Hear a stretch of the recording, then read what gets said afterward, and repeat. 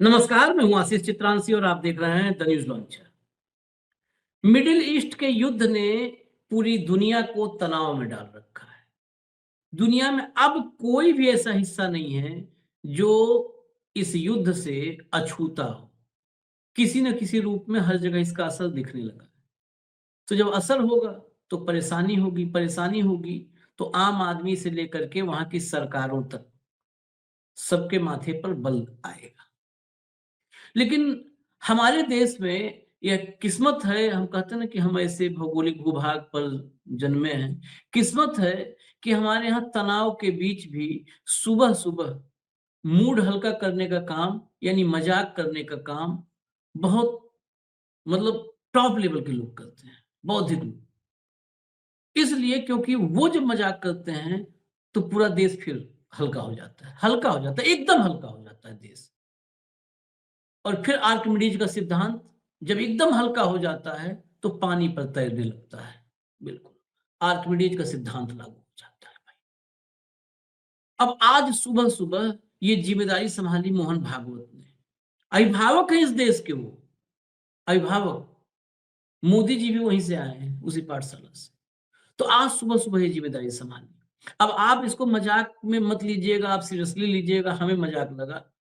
हो सकता है भाई भक्तों को यकीन होगा कि ऐसा हो सकता है। दरअसल अब अमेरिका और ईरान की जंग जो चल रही है, इस जंग को मोदी जी नहीं रुकवाएँगे। अब भागवत सीज़ फायर करवाएँगे।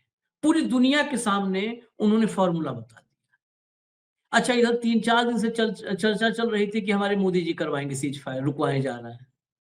अपना वाला मोदी जी को नहीं पता था, वो किसी और ने करवाया। बताया, उसी ने ऐलान भी कर दिया। लेकिन दूसरे वाला करवाएँगे मोदी जी। कई दिनों से चर्चा है। मैं लिटरली बता रहा हूँ, कई ऐसे लोग मुझसे मिले, हमारे जानकार हैं, लेकिन गर्व से कह सकता हूँ कि मेरे मित्र में भी अंधभक्त कई हैं। तो उन सब ने कहा देखना, मोदी जी ही रुकवाएँगे इस युद्ध को, क्योंकि उनके अलावा कोई रुकवा ही नहीं सकता है। ये ट्रंप, नेतन्याहू सब के सब जैसे ही वो बोलेंगे रुक जाएँगे। खैर, अच्छी बात है रुक जाए, लेकिन मोदी जी के कंधे से ये ज़िम्मेदारी, यही होता है, आपसी भाईचारा यही होता है और संघ में ये कूट-कूट के भरा है भाईचारा। कूट-कूट के भरा है भाईचारा। जिस भाई का चारा खा लो, उसी को कहते हैं भाईचारा। भाई का चारा खा लो, भाईचारा हो गया। तो मोदी जी के साथ भाईचारा दिखाते हुए मोदी जी के कंधों का बोझ उतार लिया मोहन भागवत ने। लाइए हेमंत जी को, तब हम हमारा बोझ कुछ वो उतारें। अब हम भी भाईचारा करें, हैं? अब कोस किसके कंधे कौन चारा खाएगा, किसके किससे का। चलिए, भाईचारा में आ गए हमारे हेमंत भाई भी। चलिए, तो आपको हम दिखाते हैं खबर। हेडलाइन लाइए, हेडलाइन लाइए, खबर ही लेके आए हैं। दुनिया में मचेगी तबाही, मोहन भागवत ने बताया कैसे रुकेगा महायुद्ध। भारत के पास है सीक्रेट समाधान। सीक्रेट है, अच्छा ये वो वाला मसाला है जो कई बार चाट की दुकान पर होता है और जब जाते हैं वो फूड ब्लॉगर जाते हैं तो पूरा बता देता है चाट बनाने का तरीका या मटन मुर्गा बनाने का तरीका। आखिर में जब पूछता है ये कौन सा मसाला डाला है, तो वो कहता है सीक्रेट मसाला है, ये नहीं बताएंगे, ये हम घर से बना के लाते हैं। तो वही वाला है, ये सीक्रेट मसाला है, ये नागपुर की फैक्ट्री में बना है, ये बताया नहीं जाता, बताते नहीं, बस खाली कहते हैं सीक्रेट है, भारत के पास ही है। निकालेंगे नहीं इसको, निकाल दिए तो डुप्लीकेट चाइनीज माल बना दिया, कोई डुप्लीकेट, चाइना वाले डुप्लीकेसी कर लेते हैं, इसलिए सीक्रेट माल छिपा के रखे रहते हैं नागपुर में एकदम। अब दूसरी हेडलाइन दिखा दीजिए, दूसरी हेडलाइन दिखा दीजिए। भागवत बोले युद्ध स्वार्थी हितों और वर्चस्व की चाहत का नतीजा। बस ये जो स्वार्थी हित और वर्चस्व सोचिएगा तो आपको बहुत लोग हमारे देश में आपके आंखों के सामने आ जाएंगे, जिनका जीवन स्वार्थ और वर्चस्व की लड़ाई से के अलावा है ही नहीं है। वो सबको निपटाने में ही लगे होते हैं, पत्रकार से लेकर के और अपनी पार्टी के अपने गुरु तक को निपटाने में लगे होते हैं। अडवाणी जी, मुरली मनोहर जोशी उसके जो है शिकार है, यशवंत सिन्हा, बहुत सारे। दुनिया के कई देशों को भरोसा, ईरान इजराइल जंग भारत ही खत्म करा सकता है। Very good. चलिए, अब अगर इनको आप सुने नहीं, तो आपका जीवन धन्य नहीं होगा, मोक्ष ही नहीं प्राप्त होगा। तो चलिए, सुनवा दीजिए।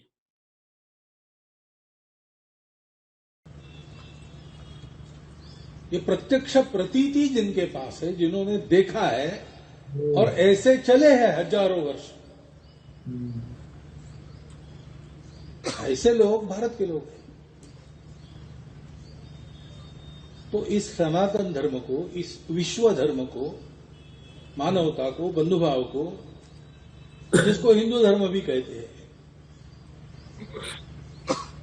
हमारे देश के सब पंथ संप्रदायों ने यही बताया है। दर्शन अलग अलग है, परस्पर विरोधी भी है, परंतु सब जुड़े हैं इस बात से सब शुरू करते हैं। फिर सारा विचार अलग अलग हो जाता है, परस्पर विरोधी भी हो जाता है, लेकिन सब विचार करके जो निर्णय देते हैं वो निर्णय एक ही है। कैसे आचरण करना, वो निर्णय एक ही है सब। मजबूरी में, लालच में वो जाना रुके और लोग अपने धर्म पर स्थिर हो। जो स्थिर है उनका आचरण वैसा हो। ये जो सारे संस्थान, व्यक्ति, श्रद्धाएं सब है, उनके ध्यान में आ जाए हमारा वैश्विक कर्तव्य क्या है। लड़खड़ाती हुई दुनिया को फिर से धर्म का आधार देके उनका संतुलन संवारना, ये हमारा काम है, ये हमारा ईश्वर प्रदत्त कर्तव्य है। उसके लिए जब हम तैयार होने लगते हैं तो हमारी भौतिक उन्नति भी अपने आप होती है। उसको जब भूल जाते हैं तो हमारी भौतिक अवनति भी होती है। इसको जब हम भूल गए तो धीरे धीरे हम गिरते चले गए, पिटते चले गए, लुटते चले गए। और अब उठ जब से रहे हैं तब से देखिए एक प्रचंड धार्मिक जागृति पहले शुरू हुई। तो ये जो काम है एक संस्था संगठन का काम है नहीं, न ये केवल हमारा काम है, हमारा यानी भारत का या हिंदू समाज का। करना तो हमें ही है, दूसरा कोई करेगा नहीं। लेकिन ये करना ऐसे है कि हम करने लगेंगे, हमारे उदाहरण से, हमारी शक्ति के कारण आवाज सुनी जाएगी तब समझ में आएगी, और हमारा उदाहरण देखकर सारी दुनिया उसका अनुकरण करेगी, तब दुनिया ठीक होगी। ये ध्यान में है, दुनिया के चिंतकों के ध्यान में ये बात आती है। ये तो चले हुए युद्ध में बार बार देशों से आवाज उठ रही कि इसको समाप्त भारत ही कर सकता है। हाँ। क्यों? क्योंकि भारत के इस प्रवृत्ति का ज्ञान उनको है, और इसलिए ये काम होना है। ये काम होना है तो पहले हमको तैयार होना पड़ेगा। उस तैयारी का काम अनेक संगठनों के माध्यम से जो चल रहा है, उसमें धर्म जगत की सक्रियता, धर्म का आचरण और धर्माचरण करने वालों के पीछे एक शक्ति का निर्माण। अच्छा, मैं एक चीज मतलब संघ को बहुत करीब से जानता हूँ, शाखा वगैरह, वो ध्वजा, नमस्ते सदा वत्सले मातृभूमि, सब वो ये वाला मजाक सुबह सुबह करने के लिए नहाना वहाना पड़ता है कि नहीं? नहा धो करके अगरबत्ती दिखा के करना होता है कि ऐसे ही उठो और बासी मुंह करना शुरू कर दो, कुल्ला उल्ला करके? ये मुझे पता करना है, पता करूंगा, मैं जरूर पता करूंगा।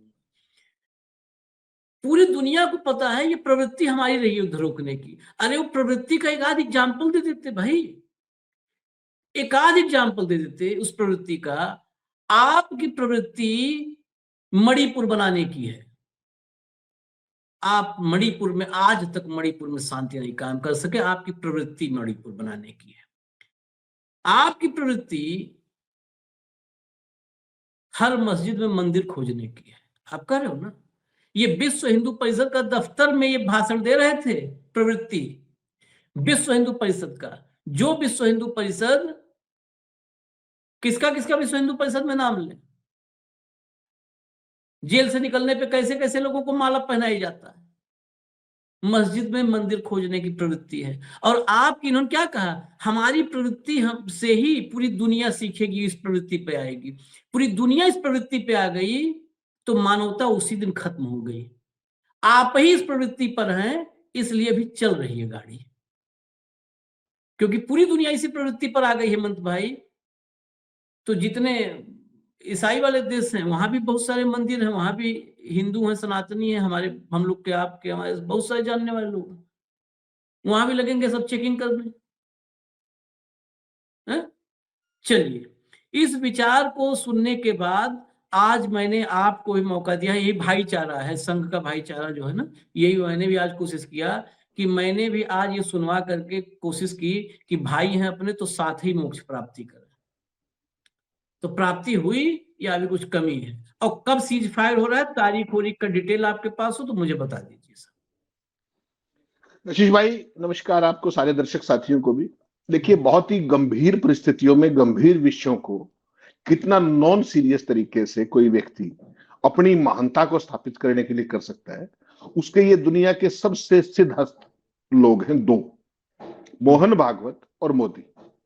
इनको एक वरदान प्राप्त है और वो वरदान भी बड़ा अद्भुत प्राप्त है कि इनको मूर्खों को मूर्ख बनाने और उनको निरंतर बनाए रखने की अतुलनीय कला के एकमात्र ज्ञाता है ये दोनों लोग। मूर्खों को मूर्ख बनाना और उसको आगे कायम भी रखना लंबे समय तक। 12 साल से देख रहे हो आप लगातार, गुजरात में देख रहे हो कितने लंबे समय से, 2001 उससे भी पहले से। तो ये एक बहुत बड़ा ईश्वर प्रदत्त कहीं ना कहीं कला है जो इन लोगों को प्राप्त है। आप मुझे एक चीज का नाम बताइए, मोहन भागवत जी ने भी ज्ञान दिया, बड़े संघियों के बड़े प्रेरणा स्रोत है वो। एक देश के राष्ट्राध्यक्ष का कोई एक लिंक दिखा दीजिए, कोई बयान दिखा दीजिए जिसमें यह कहा गया हो कि भारत इस युद्ध को रुकवा सकता है। एक देश का, आई चैलेंज यू। आप तो आईटी के एक्सपर्ट हैं, आपकी पूरी टीम है, मैं तो अकेला आदमी हूं। मैंने बड़ा मत्था मारा जब आपने कहा इस पे शो करेंगे। मुझे नहीं मिला एक भी बयान जिसमें यह कहा गया हो कि भारत इसको वो कर सकता है। और जो महोदय ये बात कह रहे हैं सुबह सुबह, मुझे नहीं पता वो नहाए हुए थे या नहीं नहाए हुए थे, विश्व हिंदू परिषद में क्या करने गए थे, उनको एक बात का शायद नहीं पता कि अमेरिका की संस्था ने अमेरिका के अंदर आरएसएस पर प्रतिबंध लगाने की सिफारिश कर रखी है। हाँ, ये ध्यान रखिएगा, हाँ, ध्यान रखिएगा इस बात का। ये 2 दिन हाँ, पुरानी बात है, ठीक।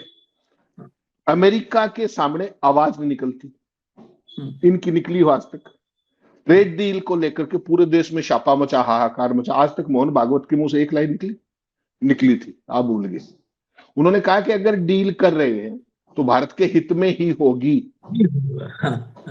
इसको कहते हैं ब्लैंक फायर कर डाला, ब्लैंक स्टेटमेंट।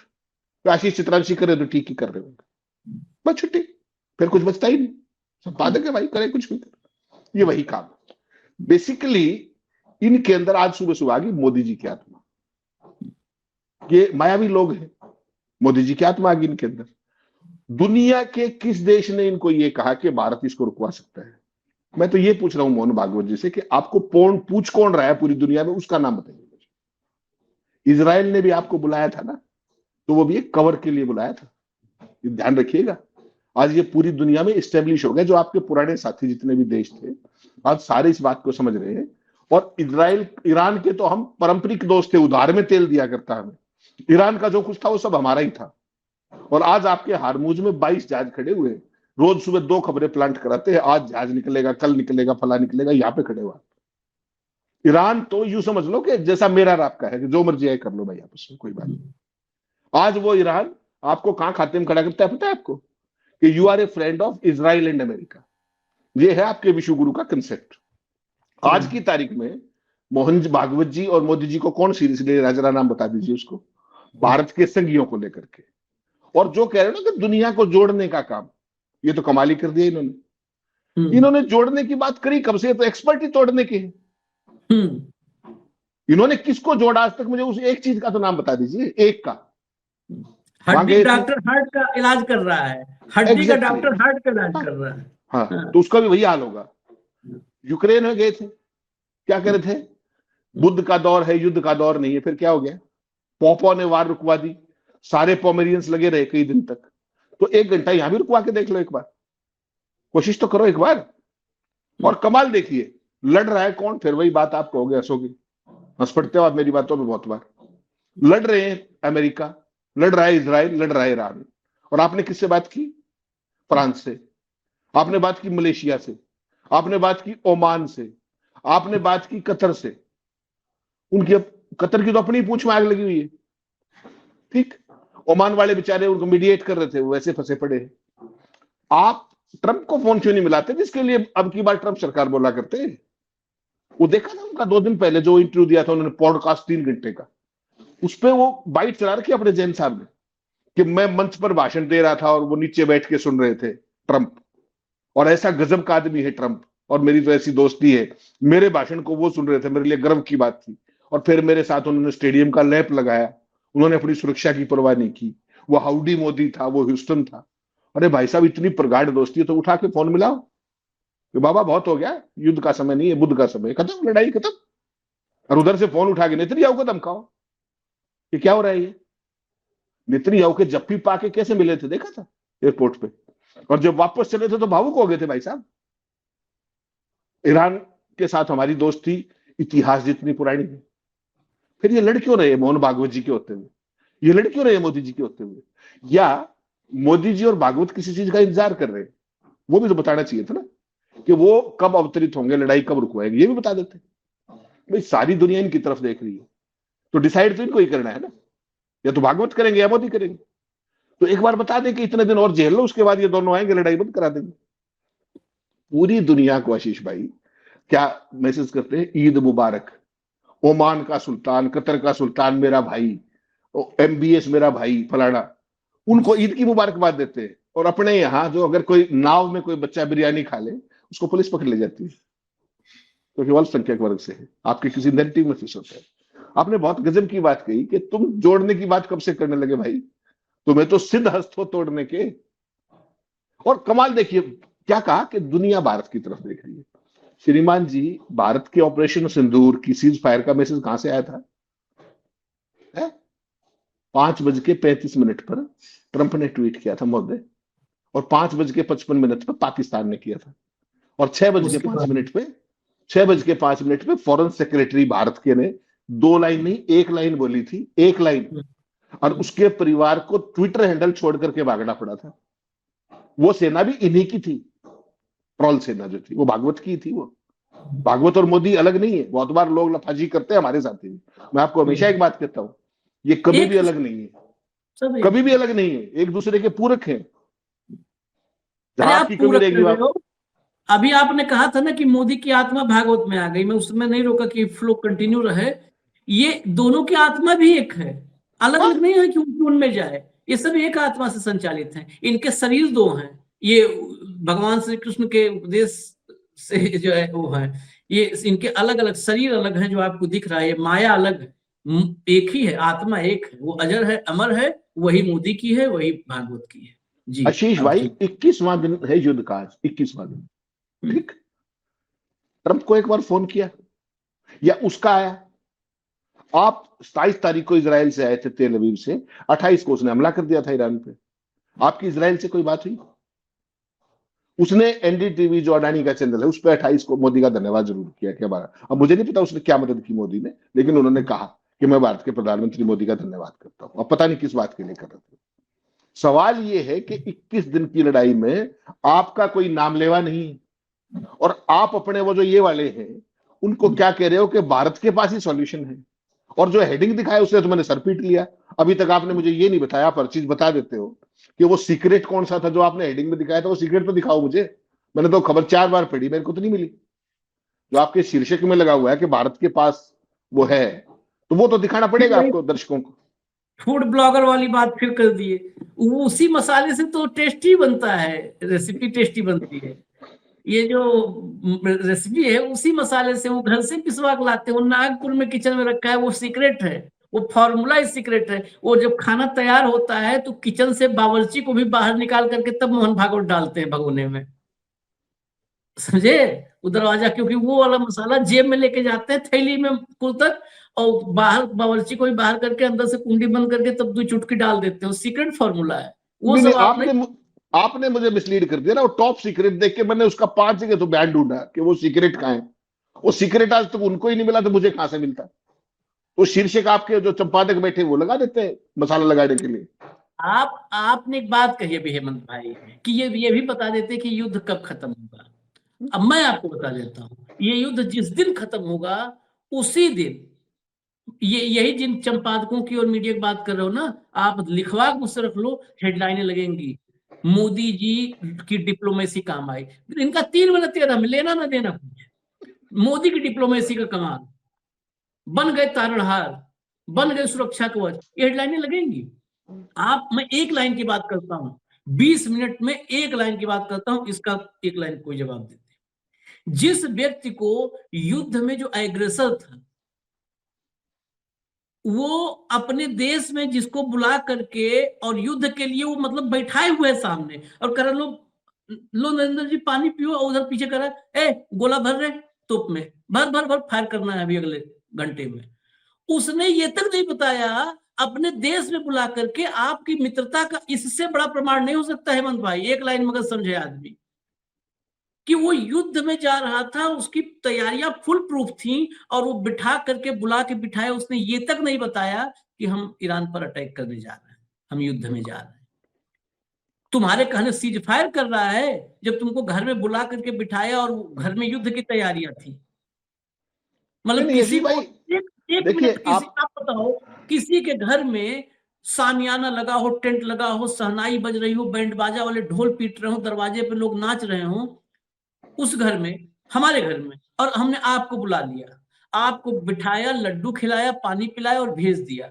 आपको ये तक नहीं बताया कि यार हमारे घर में हमारे जो है बेटे की शादी है, बेटिया की शादी है, किसी ब्याह है, ये तक नहीं बताया। इससे ज्यादा और क्या होगा अपमान? ये अपमान मैं मानता हूं, अपमान नहीं, है। वो आपको मित्र कह रहा है, मित्र कह रहा है, फिर आपको नहीं बताया उसने। गवाल तो ये है ना, और ईरान ने आपको मित्र मानना बंद कर दिया। हाँ। हालत ये है आशीष भाई, देखिए कमाल, देखिएगा आप, ये कई बार रिपीटेशन हो जाती है चीजें, लेकिन दर्शकों को याद दिलाना पड़ता है बहुत बार। आप मुझे एक बात आइए, ईरान का इतना पुराना हमारा संबंध, सदियों का संबंध है, आज का नहीं, सिंस हिस्ट्री। ये बात मोदी जी ने ठीक कही थी कि इतिहास इतना पुराना संबंध है। वहां के राष्ट्रपति को, जो आज ईरान बिल्कुल रिसीविंग एंड पे है, ईरान अपने बिल्कुल मॉडर्न साधनों से लड़ रहा है, उसकी हिम्मत है, उसका जो जज्बा है जिससे वो लड़ रहा है, बाकी उनके पास तो कुछ है नहीं उनसे लड़ने के लिए, इतने बड़े राक्षसों के साथ। उसके बावजूद ईरान के राष्ट्रपति को आपने फोन किया, नंबर एक। उनके सुप्रीम लीडर की मौत का जिक्र नहीं आपके ट्वीट में, उनके यहां पर जो हमला हुआ उसका जिक्र नहीं, ठीक।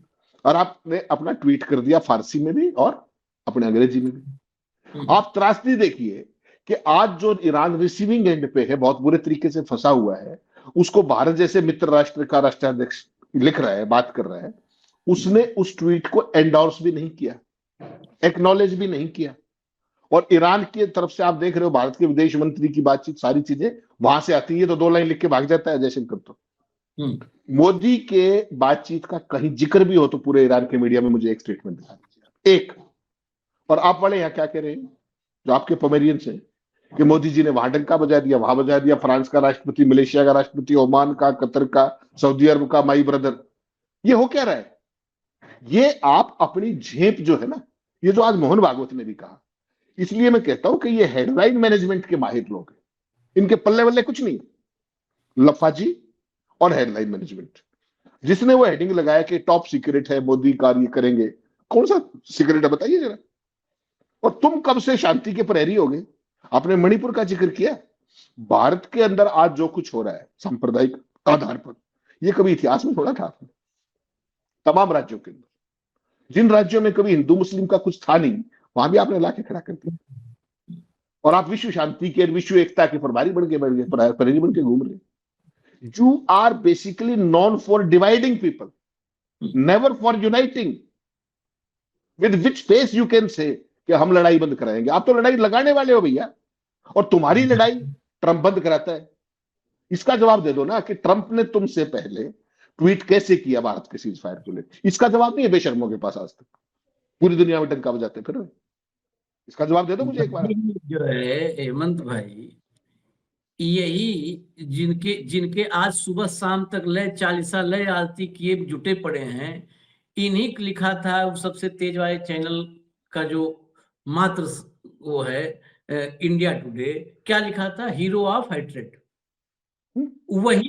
वही लगा दिया तो कारवां ब्लॉक करवा दिया हैंडल 2 दिन पहले। जो कवर पेज था इंडिया टुडे का, कवर पेज मैंने संभाल के रखा है, कवर पेज पे उसने मोदी की फोटो लगाई थी और नीचे लिखा था हीरो ऑफ हेट्रेड।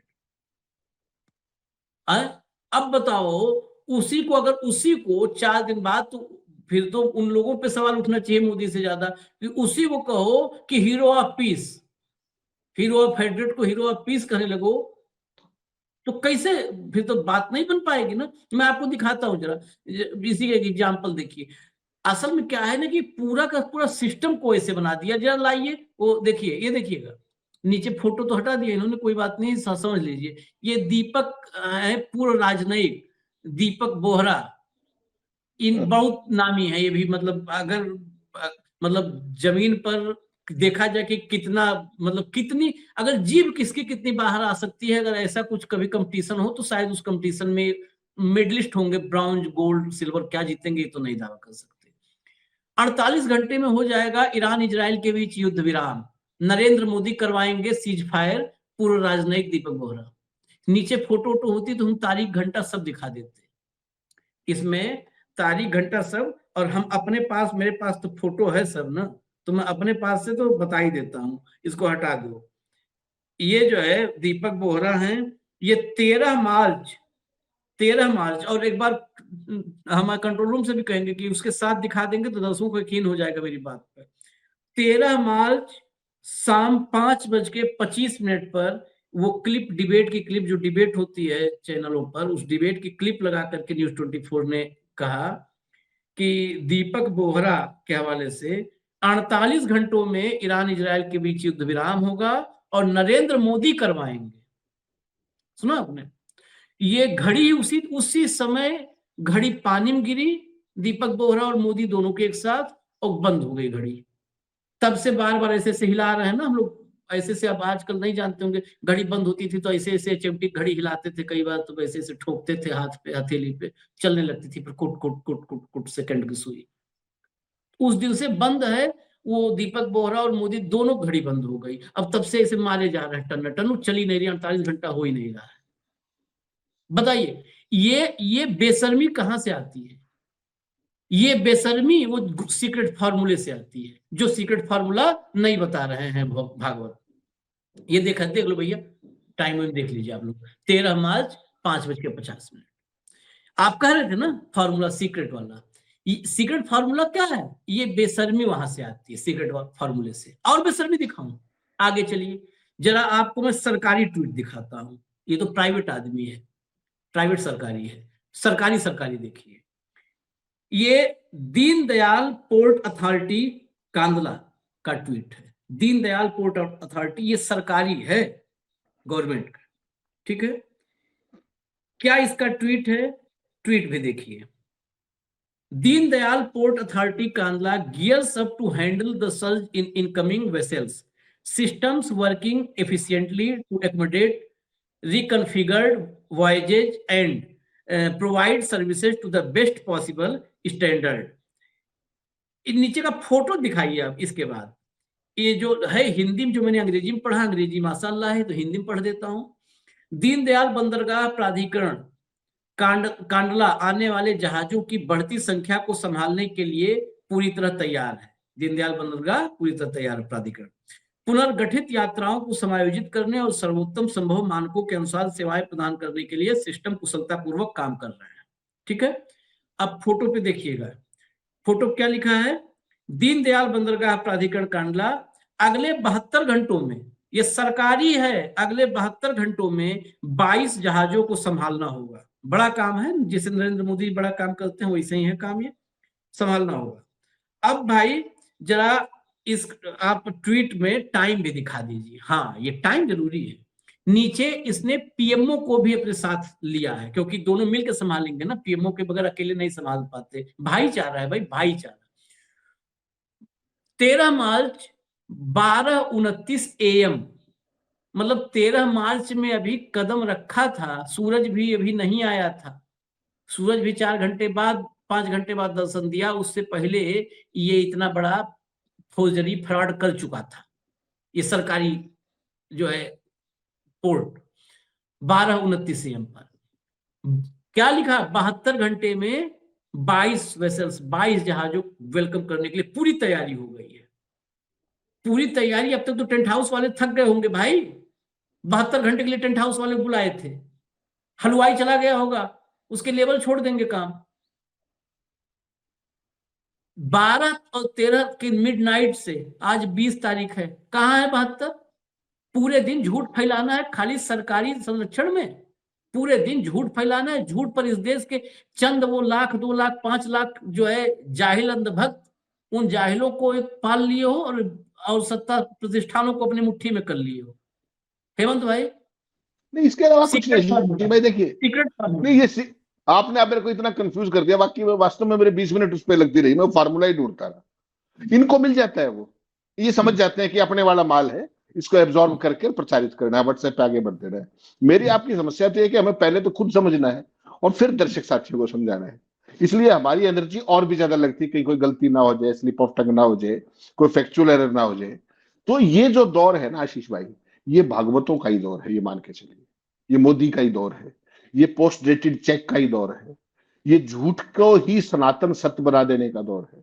इसमें फर्जीवाड़े के लिए तमाम स्कोप है, सच्चाई के लिए कोई स्कोप नहीं। आप सरकार के खिलाफ 2 लाइन लिख के एक बार ट्वीट करके देखो, शाम तक आपका ट्विटर हैंडल ब्लॉक हो जाएगा। आपने तो एक हेडिंग बताया, डिवाइडर इन चीफ लगा था, हेडिंग डिवाइडर इन चीफ, बहुत बड़ी मैगजीन के अंदर। आप सोचिए, इनके वही तगमे हैं। अब तो ये जो इतना भी पेड प्रोपेगेंडा आप देखते हो, ये अपने आप में पूरी दुनिया में और कहीं नहीं मिलता आपको। नॉर्थ कोरिया वाला भाई जो है, वो कम से कम ये तो कहता है कि मेरे 99.9% वोट मेरे को मिले, ठीक है ना। अब मेरे को उस दिन से चिंता हो रही है कि वो उसको जो 2-3 वोट बचे वो किसने नहीं दिए, मैं उस बंदे को ढूंढ रहा हूं, क्योंकि हमारी तो आदत उस तरीके की। हमारे वाला वही व्यवस्था लागू करने के लिए, आप देखिए बंगाल में क्या कर रहा है, ज्ञानेश गुप्ता क्या कर रहा है, सब जगह क्या कर रहा है। और ये लोग जब डेमोक्रेसी की बात करते हैं, ये लोग जब धर्म की बात, इनके मुंह से धर्म शोभा देता है क्या? धर्म की बात, धर्म की मतलब डेफिनेशन क्या है? क्या ये धर्म के पड़ोसी भी हैं कहीं? और सुबह से शाम तक धर्म की राजनीति करते हैं। कभी इन्होंने राजनीति का धर्म नहीं अपनाया। अगर इन्होंने राजनीति का धर्म अपनाया होता तो बाहर जैसा बड़ा देश इतना इररिलेवेंट वर्ल्ड स्टेज पे कभी नहीं हुआ। 47 में नहीं हुआ, 14 तक नहीं हुआ, जो लगातार अब होता आ रहा है। और कारण केवल एक है, इनका बड़बोलापन, इनका खोखलापन, इनके डपोर शंखी। और पूरी दुनिया ने देख लिया कि ये हगलों में इसी के अलावा इनको ना कुछ पता, ना इनको कुछ चाहिए। ये है पूरी की पूरी स्थिति, और पूरी दुनिया हम पर हंस रही है। They are making a mockery of us, nothing more nothing less.